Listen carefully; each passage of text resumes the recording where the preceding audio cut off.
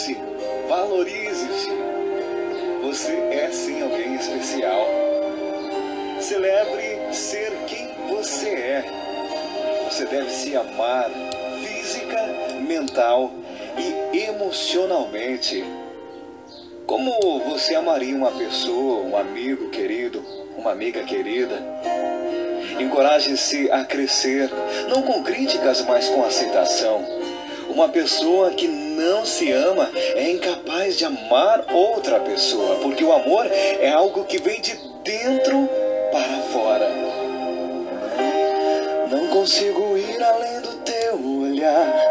Tudo que eu consigo é imaginar a riqueza que existe dentro de você.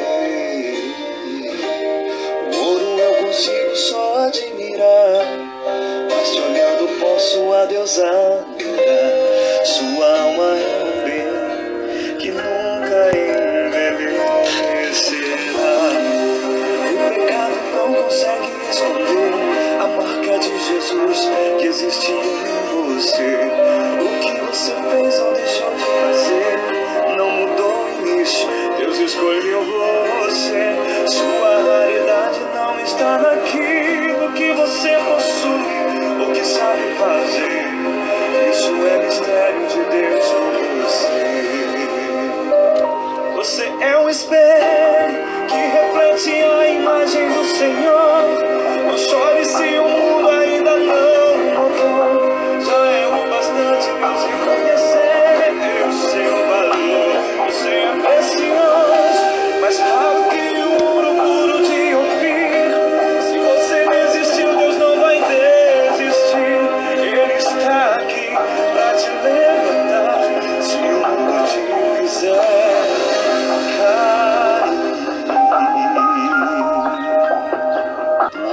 Ame-se, valorize-se. Você é sim alguém especial. Celebre ser quem você é. Você deve se amar física, mental e emocionalmente. Como você amaria uma pessoa, um amigo querido, uma amiga querida? Encoraje-se a crescer, não com críticas, mas com aceitação.